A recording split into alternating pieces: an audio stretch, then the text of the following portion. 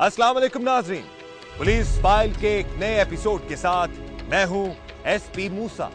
आइए नजर डालते हैं आज के एपिसोड पर। आज के पुलिस फाइल में शामिल है दूसरों के साथ करता रहा जो भलाई, आखिर में अपनी ही जान पर बन आई। नंदपुर में रहता था चौधरी मेहरबान, वहीं रहता था उसका सारा खानदान। कामोकी से आया चौधरी मेहरबान के कत्ल का केस। वो मुझे 30,000 रुपए चाहिए थे यूनिवर्सिटी की फीस के लिए। इंसान की होती है कोई कमजोरी, लोग उठाते हैं फायदा बनाकर उसकी मजबूरी। ये देखिए मेरी कहानी में। इंसानों की बेलोस खिदमत करना एक इंतहाई मुश्किल काम है और इसके लिए इंसान को बहुत से मुसाइब का सामना भी करना पड़ता है। कुछ ऐसा ही हुआ कामोकी के नवाही गांव नंदपुर के रिहायशी चौधरी मेहरबान के साथ, जिसकी दूसरों के साथ भलाई करने की आदत ने उसकी जान ले ली। क्या है चौधरी मेहरबान के केस का अहवाल, आइए देखते हैं। चौधरी मेहरबान और उसका खानदान कामोकी के नवाही गांव नंदपुर में रहते थे। मेहरबान ने 2 शादियां की हुई थी और उसकी दोनों बीवियों में से उसके 10 बच्चे थे, जिनमें 5 बेटे और 5 बेटियां शामिल थीं।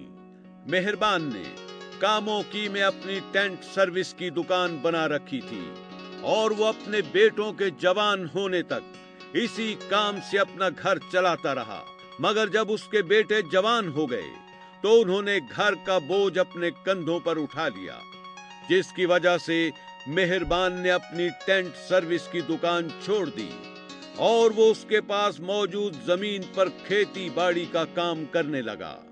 खेती बाड़ी का काम करने के अलावा मेहरबान अपने इलाके के लोगों की मदद के लिए रफाए आम्मा के कुछ काम भी किया करता था और उन्हीं कामों की वजह से उसके अपने गांव और इर्द गिर्द के इलाकों के रहने वाले उसकी बहुत इज्जत और एहतराम करते थे।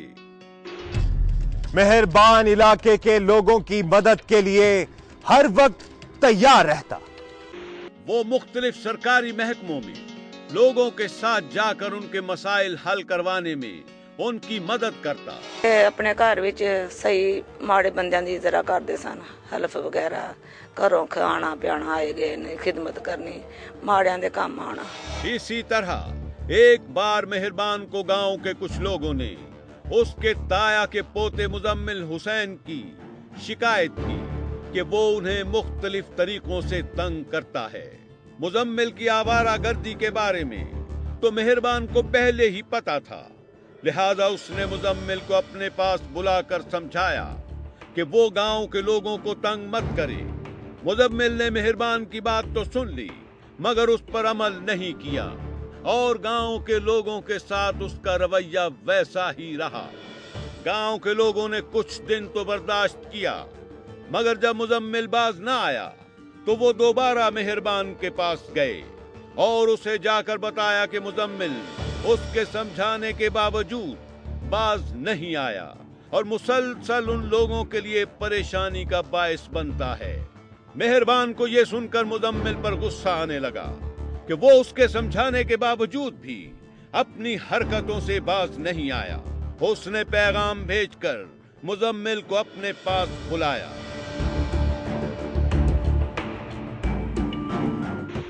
क्या मुजम्मिल मेहरबान का पैगाम मिलने पर वहां आया?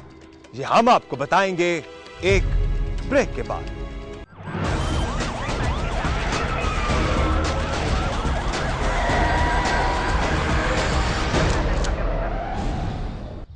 मेहरबान के पैगाम पर कुछ देर बाद मुजम्मिल वहां आ गया। मेहरबान ने गांव वालों के सामने मुजम्मिल से पूछा कि वो गरीब लोगों को क्यों तंग करता है।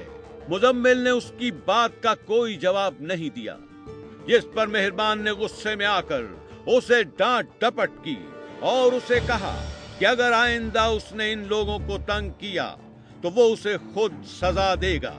मुजम्मिल को मेहरबान के डांटने पर बहुत गुस्सा आया और वो वहां से चला गया।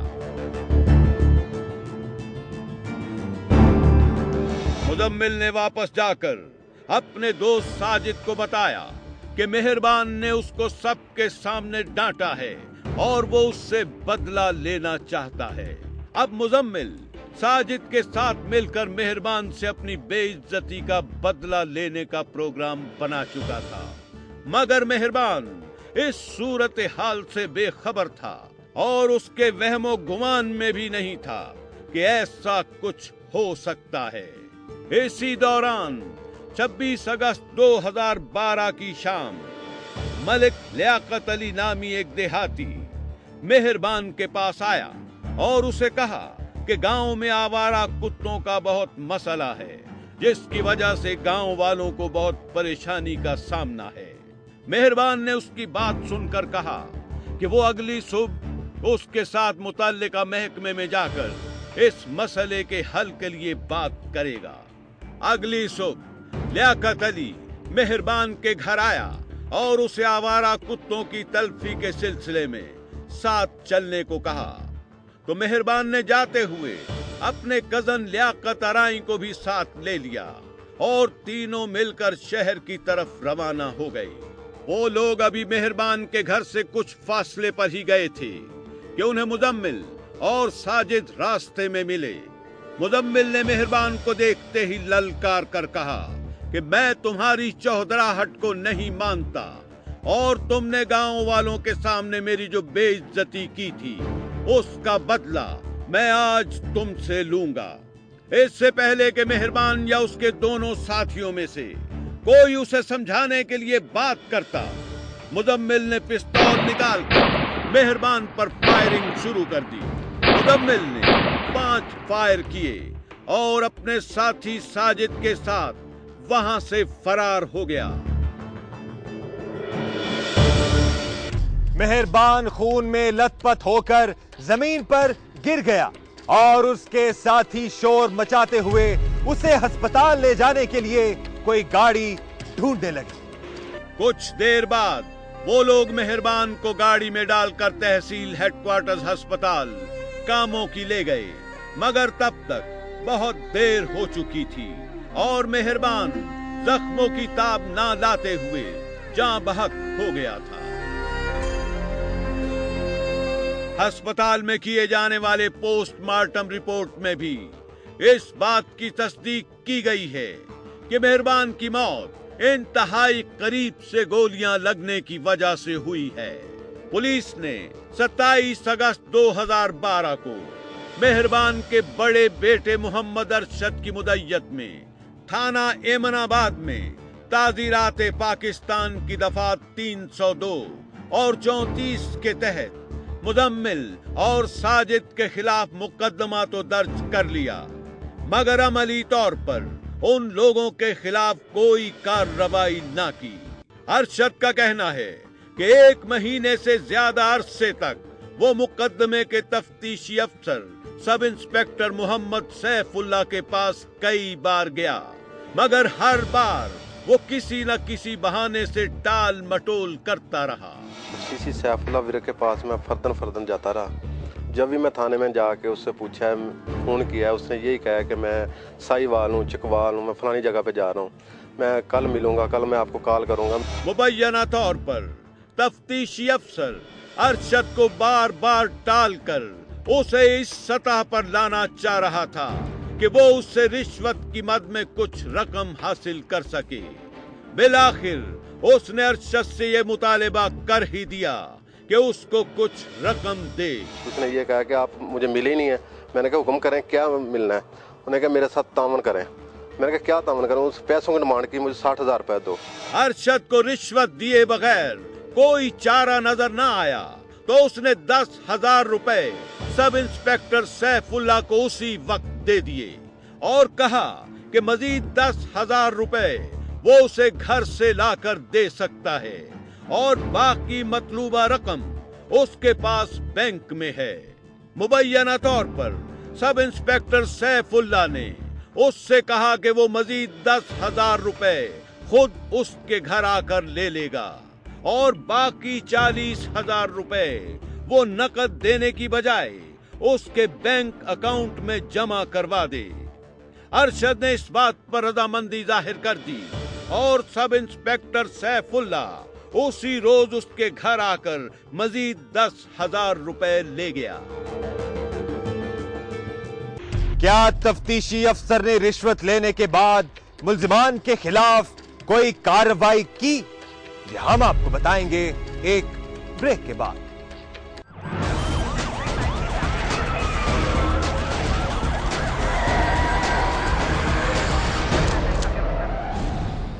सब इंस्पेक्टर सैफुल्ला ने अरशद से 60,000 रुपए तो ले लिए, मगर मुल्जिमान के खिलाफ कोई कार्रवाई ना की। अरशद तफ्तीशी अफसर सब इंस्पेक्टर सैफुल्ला को अपने बाप के कातिलों की गिरफ्तारी के लिए 20,000 रुपए नकद दे चुका था, जबकि 40,000 रुपए उसने सैफुल्ला के बैंक अकाउंट में जमा करवा दिए। मगर 60,000 रुपए रिश्वत देने के बाद भी उसके बाप के कत्ल में नामजद मुल्जिमान आजाद घूम रहे थे। अरशद ने इस सिलसिले में उस वक्त के वजीर आला पंजाब मियां शहबाज शरीफ को दरखास्त दी और उसमें अपने बाप के कत्ल और मुकदमे में होने वाली पेशरफ्त के हवाले से तमाम तफसीलात लिख दी। 11 दिसंबर 2012 को अरशद की दरखास्त पर वजीर आला मुआयना सेल की जानिब से सिटी पुलिस ऑफिसर गुजरांवाला को हिदायत की गई कि अरशद के केस के हवाले से 7 दिन के अंदर कार्रवाई करें। हिदायत मिलने पर रिश्वत लेने वाले सब इंस्पेक्टर सैफुल्ला को नौकरी से मुअत्तल कर दिया गया और एक मुल्जिम साजिद को गिरफ्तार करके जेल भेज दिया गया। मगर मरकजी मुल्जिम मुजम्मिल ताहाल गिरफ्तार नहीं हो सका। उस सिलसिले में पूरी कोशिश की गई है, जहां कोताही और तसाहिल बरता गया उस तफ्तीशी अफसर को मुअत्तल कर दिया गया है। एक मुल्जिम गिरफ्तार होकर जुडिशल चला गया है, दूसरे मुल्जिम के लिए टीमें मुकर्रर कर दी गई और इंशाअल्लाह जल्द गिरफ्तार करके कैफे किरदार तक पहुंचाया जाएगा। पुलिस अफसरान के रिवायती दावे तो अपनी जगह हैं, मगर मुल्जिम मुजम्मिल के मोबाइल फोन का रिकॉर्ड ये बताता है कि वो कामों की ही में मौजूद है और अपने साथी साजिद की गिरफ्तारी से पहले तक उसके साथ बाकायदा राबते में रहा। तफ्तीशी अफसर सब इंस्पेक्टर सैफुल्ला के रिश्वतखोरी की बुनियाद पर मुअत्तल होने के बाद अब तक इस मुकदमे के लिए कोई और तफ्तीशी अफसर मुकर्रर नहीं किया गया।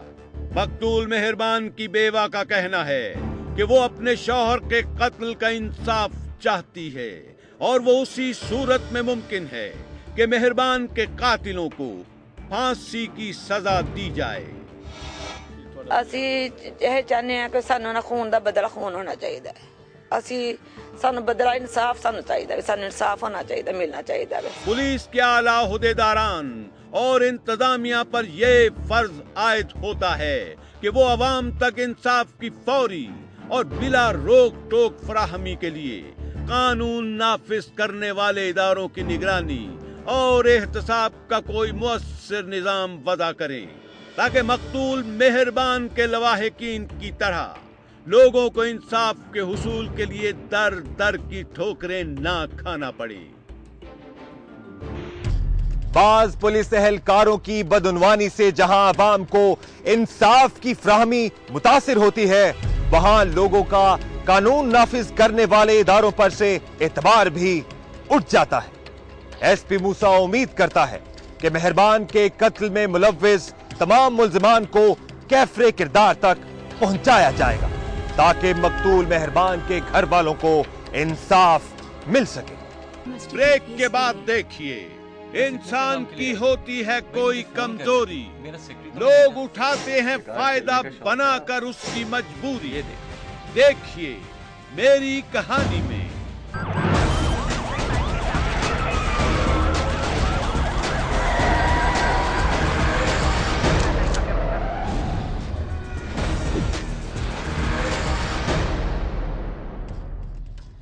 बेबसी में बाज़-औक़ात इंसान ऐसी मुसीबत में फंस जाता है कि उसके पास निकलने के लिए कोई रास्ता नहीं होता, और कुछ लोग उसकी मजबूरी को उसकी कमजोरी बना लेते हैं।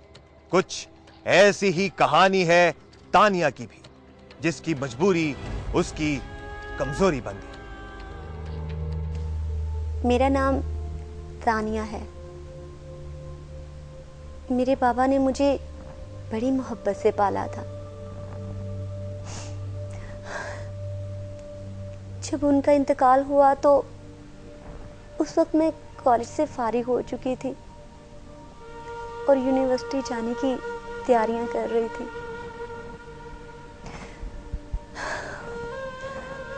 वालिद की मौत के साथ ही मुझे अपने ख्वाब टूटते हुए महसूस हुए।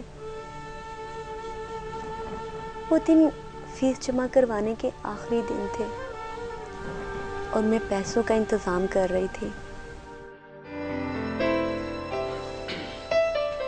अरे तुम कैसी हो? बड़ी मुद्दत के बाद मुलाकात हो रही है। कहाँ थी? कहीं नहीं, वो बस अब्बा का इंतकाल हो गया था। Don't tell me. मैंने बाकी सब दोस्तों को बताया था, उन्होंने शायद तुम्हें बताया नहीं। So sad. तो फिर क्या हो रहा है आजकल? कुछ नहीं, बस ऐसे ही।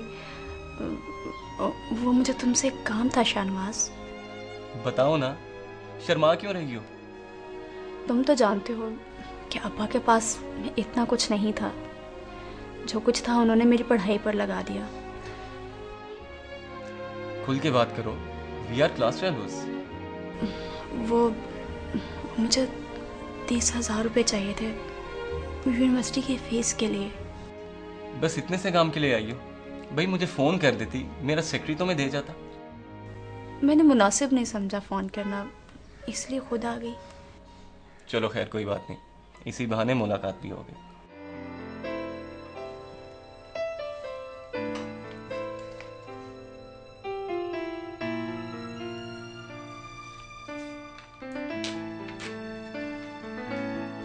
मैं जल्द ही लौटा दूंगी। क्यों शर्मिंदा कर रही है?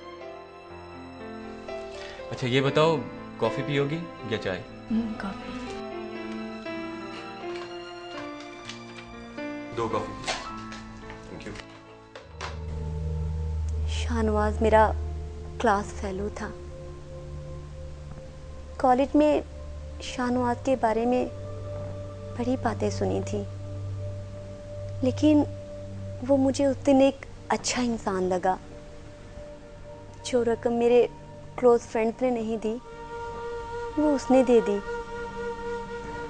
उस दिन के बाद मेरे और उसके ताल्लुकात बढ़ने लगे। अब मैं उसके साथ आने जाने लगी थी और उसके साथ वक्त गुजारने लगी थी।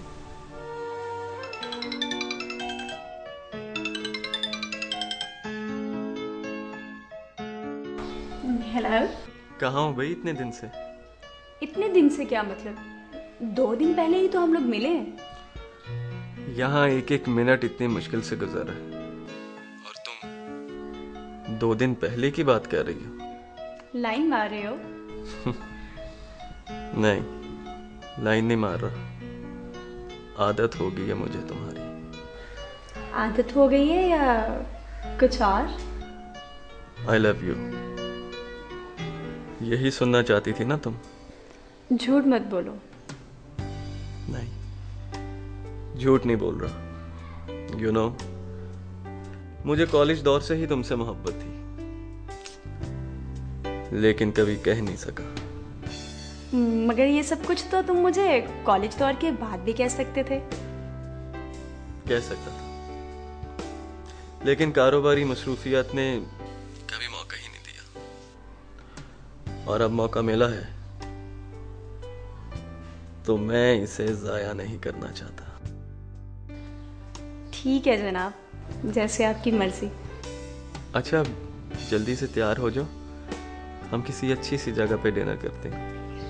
Okay, bye bye.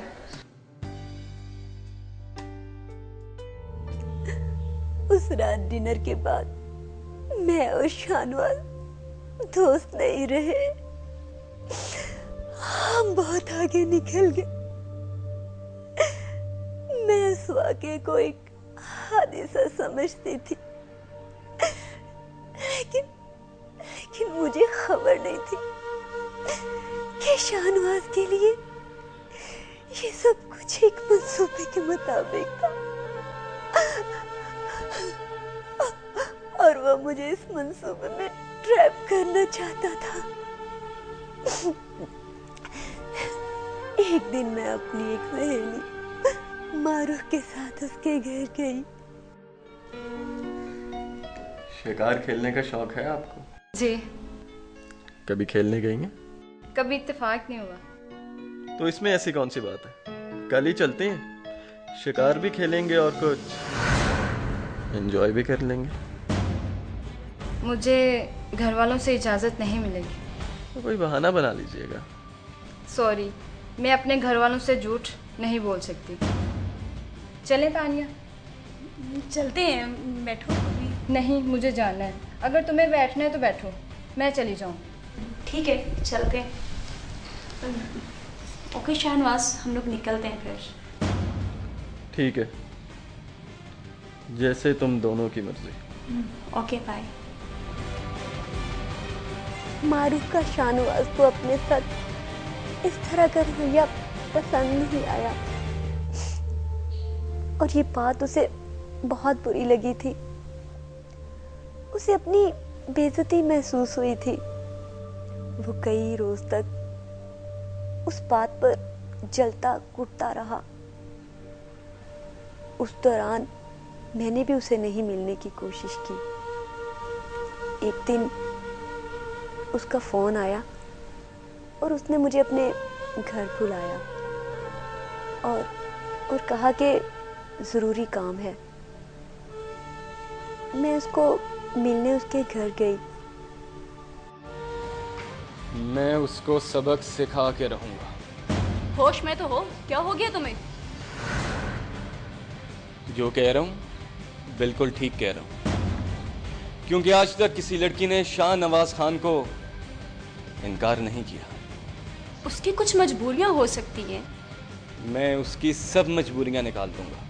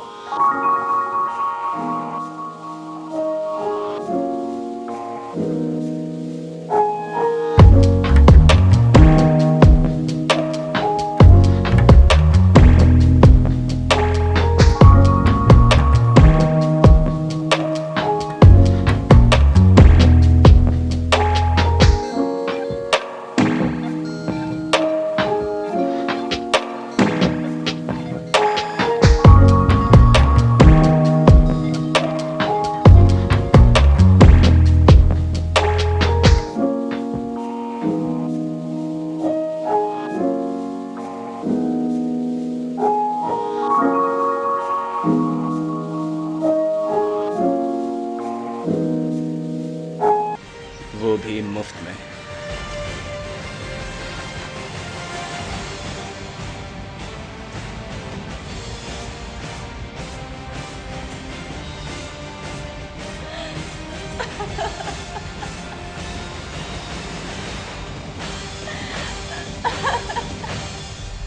कमजोरी के हाथों मजबूर होकर ब्लैकमेल होने वाली तानिया की कहानी ने आगे क्या रुख इख्तियार किया, ये हम आपको दिखाएंगे एक ब्रेक के बाद।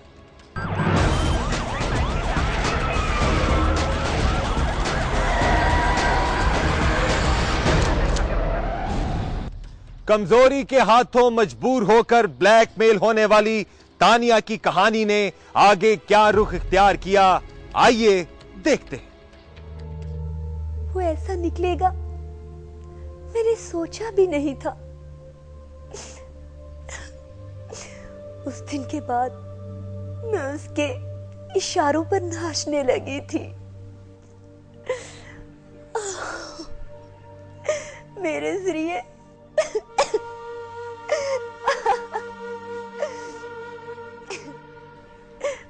जरिए उसने सबसे पहले मारूफ का शिकार किया। मैं मारूफ को धोखे से उसके पास ले गई।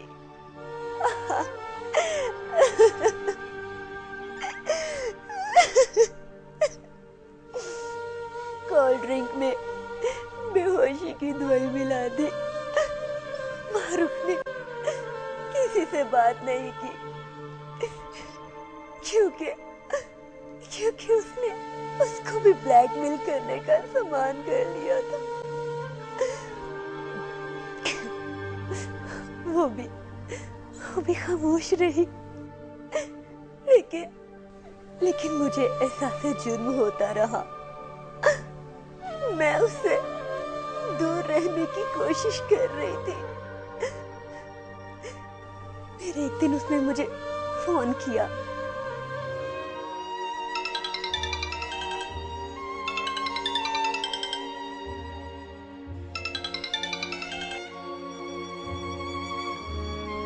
क्यों किया मुझे फोन? अभी तो सिर्फ एक किस्त वसूल की है, अभी और बहुत सी किस्तें वसूल करना बाकी है। मैं अब ऐसा कुछ नहीं करूंगी। नहीं करोगी तो सारे शहर में तुम्हारी इज्जत के पोस्टर लगवा दूंगा। क्या कसूर किया है मैंने तुम्हारा? क्या चाहते हो मुझसे? अंबर, उसका बाप बहुत बड़ा ऑफिसर है। कुछ नहीं होता, मैं सब संभाल लूंगा। और हाँ, इस बार सब कुछ तुम्हारे घर पर होगा। तो ठीक है, फिर मेरी भी एक शर्त है। अब तुम भी शर्तें रखोगी? चलो, कोई बात नहीं, बोलो। मेरी वीडियो की सीडी मुझे दे दो। अंबर की जगह कोई और होती तो मैं कभी ऐसा ना करता, क्योंकि अंबर मेरी ख्वाहिश ही नहीं, मेरी जिद भी है। ठीक है, तुम्हें तुम्हारी सीडी मिल जाएगी।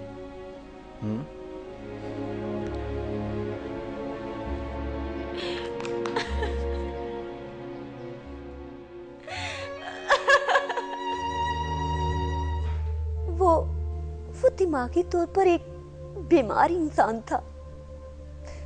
मुझे उससे घिन आने लगी थी। मुझ समेत मेरे दोस्त को बर्बाद कर चुका था। अगर मैं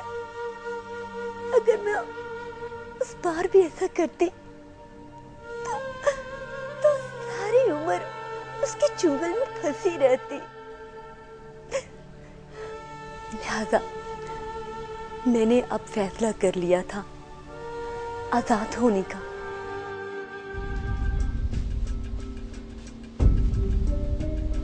क्यों? कब तक आएगी वो? आ रही है, रास्ते में है। मैंने उसके घर वालों से बहाना किया कि आज रात हम कंबाइंड स्टडी करेंगे। गुड। मेरी सीडी लायो? हाँ।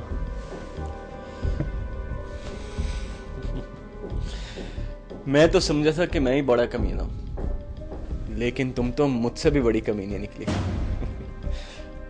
नब्ज पे हाथ रख के ब्लैकमेल किया तुमने।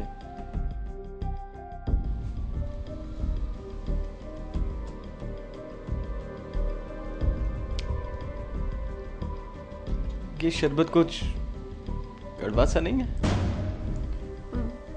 शायद चीनी कम डल गई होगी।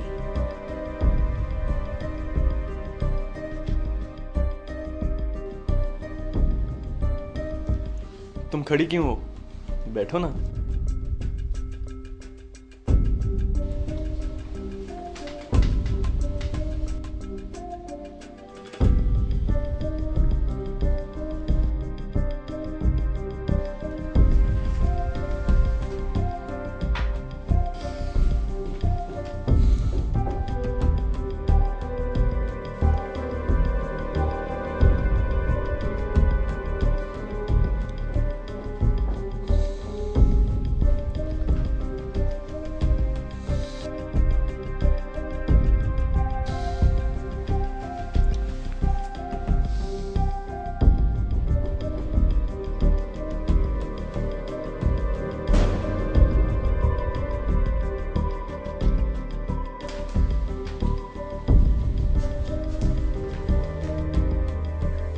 उस रात मैंने उसे बेहोश करके बांध दिया था। मैं अब इस किस्से को ही खत्म करना चाहती थी, लेकिन मुझे डर था कि कहीं कोई और उसने कॉपी तो नहीं बना रखी सीडी की। मैं उसके घर गई और अच्छी तरह तलाशी ली। उसके लैपटॉप से भी उस वीडियो को डिलीट कर दिया और जब सारी तसल्ली हो गई तो मैं वापस आ गई। उसके फोन से भी मैंने वो वीडियो डिलीट कर दी और उसके होश में आने का इंतजार करने लगी।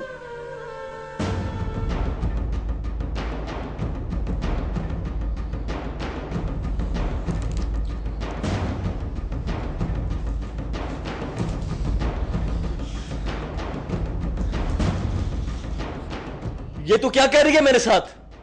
खोल मुझे, वरना तेरा वो हाल करूंगा कि तेरी आने वाली नस्लें भी याद करेंगी। जिंदा बचोगे तो कुछ करोगे ना? तू क्या समझती है कि मेरे पास उस सीडी की एक ही कॉपी थी? और भी बहुत सारी कॉपीज है मेरे पास। तुम इस बात की फिक्र मत करो, मैं तुम्हारे पूरे घर की तलाशी लेकर आई हूं। खोल मुझे, ये तू अच्छा नहीं कर रही मेरे साथ। अच्छा ही तो कर रही हूं, अपने साथ भी और उन सबके साथ भी जिनके साथ तुमने बुरा किया।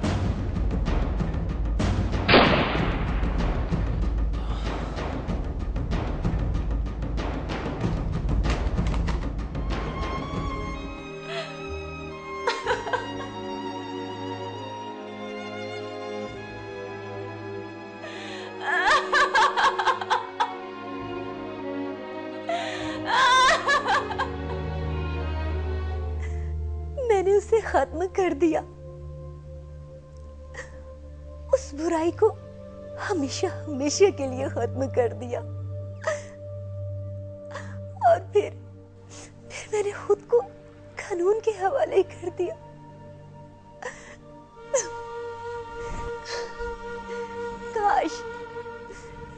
काश ये बोल्ड स्टेप मैंने पहले ले लिया होता तो यूं उसके हाथों कठपुतली बनकर ना नाचती और ना वो मेरे जरिए और लड़कियों का एहतसाल करता।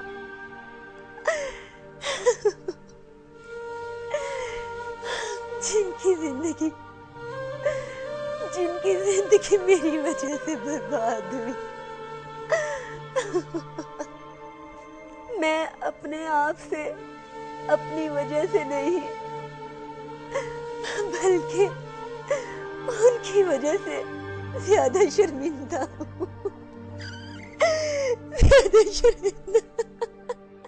किसी पर इस कदर भरोसा करने से पहले ये जरूर सोच लेना चाहिए कि उसका क्या अंजाम हो सकता है। जिनसी इस्तेसाल खत्म करने के लिए जरूरी है कि मुआशी इस्तेसाल को खत्म किया जाए, ताकि तानिया जैसी कोई भी लड़की मजबूर होकर कोई जुर्म ना कर बैठे। अगर आपके साथ भी हुई है कोई नाइंसाफी या आप गवाह हैं किसी भी जुर्म के, तो खामोश मत रहिए, बोलिए, अपनी कहानी सुनाएं, एसपी मूसा को बताएं। हमें एसएमएस करें, पीएफ लिखकर स्पेस दें, अपना पैगाम लिखें और 3031 पर हमें भेज दें, या हमें ईमेल करें।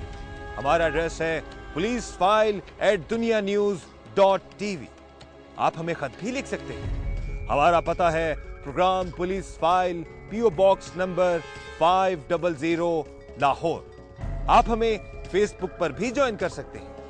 हमारा एड्रेस है facebook.com/policeFile। अपना ख्याल रखें, खुश रहें, महफूज रहें। आपसे मुलाकात होगी पुलिस फाइल के अगले प्रोग्राम में। तब तक एसपी मूसा और उसकी इन्वेस्टिगेशन टीम को इजाजत दीजिए। अल्लाह हाफिज। मंगल के एपिसोड में देखिए, चोर चोरी से तो जाए, हेरा फेरी से ना जाए। जुर्म करने की पड़ जाती है जब लत, बहुत बुरी साबित होती है ये आदत। राजनपुर से आया मोहम्मद हसन के अगवा का केस। ईमानदार भी हो और लेकिन सर इन चीजों की यहाँ कोई वैल्यू नहीं है। रोजगार की तलाश में इंसान हो जाता है गुमराह, नजर नहीं आती उसे कोई भी राह। देखिए मेरी कहानी में। बहस में वक्त जाया करते हो।